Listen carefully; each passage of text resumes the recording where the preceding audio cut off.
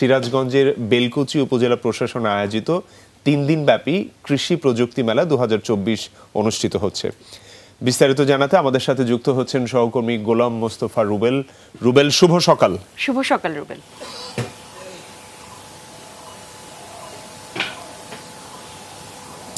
শুভ সকাল এমদাদ এবং কলি, সেই সাথে সকালে বাংলাদেশের সকল দর্শকদের। প্রিয় দর্শক, আপনারা জানেন যে সিরাজগঞ্জ জেলা কৃষি নির্ভরশীল একটি জেলা। এই জেলায় কিন্তু কৃষির অনেকটাই সফলতা অর্জন করেছে। বিশেষ করে কৃষি প্রযুক্তিগুলো ব্যবহার করে কিন্তু তারা আজ এই আধুনিকতার যুগে কিন্তু ছোঁয়া দিয়েছে কৃষিতে। দেখানোর চেষ্টা করে আপনি দেখতে পারবেন ঠিক কৃষি প্রযুক্তি কীভাবে, কৃষির যে সমস্ত প্রযুক্তিগুলো সরকার থেকে এখানে দেওয়া হয়েছে ঠিক সেইগুলো কীভাবে ব্যবহার করা হয়, সেগুলো ব্যবহার করে কীভাবে কৃষিকে এগিয়ে নিয়ে যায়, মূলত সেই বিষয়গুলো কিন্তু আজকে এখানে উপস্থাপন করা হয়েছে। এবং আজকে কিন্তু সিরাজগঞ্জের 3 দিনব্যাপী যে কৃষি প্রযুক্তি মেলা হচ্ছে, এই মেলাতে কিন্তু সকাল থেকে একদম অর্থাৎ সন্ধ্যা পর্যন্ত কিন্তু প্রচুর কৃষক যারা রয়েছেন তাদের কিন্তু ভিড় থাকে এবং উৎসুক জনতারও ভিড় থাকে।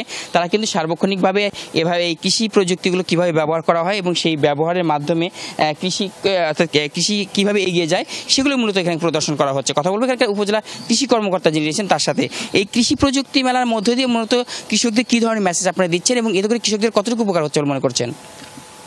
আধুনিক প্রযুক্তি সম্প্রসারণের মাধ্যমে রাজশাহী বিভাগের কৃষি উন্নয়ন প্রকল্পের আওতায় আমাদের বেলকুচি উপজেলায় 3 দিনব্যাপী যে কৃষি মেলাটা হচ্ছে, এই মেলায় আমাদের যতগুলো স্টল আছে, একজন কৃষক যদি মেলার এক প্রান্ত থেকে আরেক প্রান্ত পর্যন্ত একবার হেঁটে যায়, তাহলেই একজন কৃষক দেখতে পারবেন যে আমাদের সময়ের সাথে সাথে কৃষি প্রযুক্তিগুলো যেভাবে পরিবর্তন হচ্ছে এবং এই পরিবর্তনের সাথে আমাদেরকে কিভাবে নিজেদেরকে পরিবর্তন করতে হবে। অর্থাৎ কৃষি, আমাদের সনাতন কৃষি এবং আধুনিক কৃষির মধ্যে যে পার্থক্যটা, সেই পার্থক্যটা কৃষক সহজেই বুঝতে পারবে এবং আধুনিক যে প্রযুক্তিগুলো নিয়ে আমরা এখন মাঠে কাজ করছি, সেই প্রযুক্তিগুলো সম্পর্কে কৃষক একটা সম্যক ধারণা পাবে। এখানে আমাদের নতুন জাতের যেরকম পরিচিতি পাবে, সেরকম আমাদের বেলকুচিতে কৃষির যে পরিবর্তন হচ্ছে, নীরব একটা বিপ্লব ঘটে যাচ্ছে, সেটাও দেখতে পারবে। কিভাবে আমাদের কৃষিতে মেকানাইজেশন হচ্ছে সেই বিষয়গুলো দেখতে পারবে কিভাবে কীটনাশক এবং বালাইনাশক ছাড়া আমরা ফসল উৎপাদন করা যায়। অর্থাৎ আমরা যে নিরাপদ খাদ্য আন্দোলনের সাথে এখন আমরা কাজ করছি, সেই নিরাপদ খাদ্য আন্দোলনটাকেও কৃষকরা অনুধাবন করতে পারবে। অবশ্যই ধন্যবাদ আপনাকে, সেটা আমরা প্রত্যাশা করছি। এই প্রযুক্তির মধ্যে দিয়ে মূলত আপনি কী কী তৈরি করেন এখান থেকে?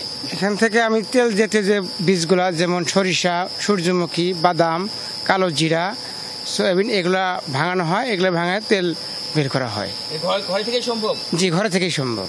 ধন্যবাদ আপনাকে। এই মেশিনটি দ্বারা কিন্তু অর্থাৎ একজন কৃষক তার ঘরে থেকে কিন্তু আসলে এই তেল তৈরি করতে পারে। এমন কিন্তু আধুনিক যন্ত্র দিয়েছেন এখানকার কৃষি কর্মকর্তা তারা।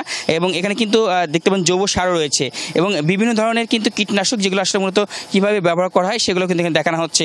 একই সঙ্গে কিন্তু আসলে মধু উৎপাদনগুলো দেখছি আমরা। আপনার মধুগুলো উৎপাদন কীভাবে করে থাকেন আপনারা? আমাদের মধু কীভাবে করে থাকেন এগুলো আপনারা? মধু আমরা মধু বক্স দিয়ে থাকি। এই মৌ বক্সের মাধ্যমে মধু উৎপাদন করা হয়। আপনার মূলত মাঠের পরে কীভাবে কাজ করে? আমরা উদ্বুদ্ধকরণের মাধ্যমে সরিষার ফলন বৃদ্ধির জন্য মৌ বক্স আমরা সরিষার জমিতে স্থাপন করি। ওখান থেকে এদিকে কৃষককে মোটিভেশন করি। সেখানে আমরা আমাদের মোটামুটি সরিষার ফলনও বৃদ্ধি পায় এবং মৌচাষি লাভবান হয়। এবছরে মোট কত মন মধু আপনি বিক্রি করেছেন? আমি প্রায় 250 মনের বেশি উৎপাদন করেছি, সমস্ত কিছু মিলে। সরিষা, ধনিয়া, কালোজিরা, লিচু, রাবার, সুন্দরবন, খেসারি, সমস্ত কিছু মিলে প্রায় 250 মন 300 মনের মতন আমি উৎপাদন করেছি। এতে লাভ কেমন হয়েছে আপনার? আমার লাভ প্রায় 15 থেকে 16 লক্ষ টাকা হয়েছে ইনশাল্লাহ। ধন্যবাদ আপনাকে। আসলে কথা বলতে চাচ্ছি, আমি একজন কৃষি কর্মকর্তা আছেন, তার সাথে সার্বিকভাবে এখানকার এই প্রযুক্তিগুলোকে আপনারা কীভাবে আরও এগিয়ে নিতে চান? আমরা কৃষি সম্প্রসারণ অধিদপ্তরের মাধ্যমে সার্বিকভাবে আমাদের কৃষকদের সাথে থেকে নতুন প্রযুক্তিগুলো তাদের মধ্যে ছড়িয়ে দিয়ে কৃষকদের আরও তারা কীভাবে নতুনভাবে সেই প্রযুক্তিগুলো গ্রহণ করতে পারে সেই লক্ষ্যে আমরা কাজ করে যাচ্ছি ইনশাল্লাহ।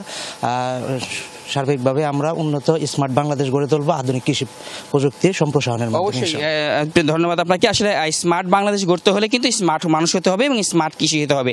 কৃষি ক্ষেত্রে স্মার্ট করার জন্যই মূলত এভাবে কিন্তু কৃষি অধিদপ্তর আধুনিক প্রযুক্তির ব্যবহার তিনি দিয়েছেন এবং আধুনিক প্রযুক্তির মাধ্যমে সিরাজগঞ্জ নয় সারা বাংলাদেশে কিন্তু আসলে কৃষিতে নতুন নতুন ছোঁয়া লাগছে এবং কৃষিতে অনেকটা উন্নয়ন হচ্ছে। একই ধারাবাহিকতায় পুরো সিরাজগঞ্জ জেলায় কিন্তু এই আধুনিক ছোঁয়ায় কিন্তু কৃষক এগিয়ে যাচ্ছে এবং কৃষিতে কিন্তু অনেক উন্নয়ন হচ্ছে। এটা ধারাবাহিকতা সাথে থাকবে এবং আগামীতে আরও নতুন নতুন প্রযুক্তির সাথে ব্যবহার করে সিরাজগঞ্জে কৃষিতে আরও উন্নয়ন ঘটবে আমরা কিন্তু প্রত্যাশা করছেন। আজকের আয়োজকরা ফিরে যাচ্ছি স্টুডিওতে।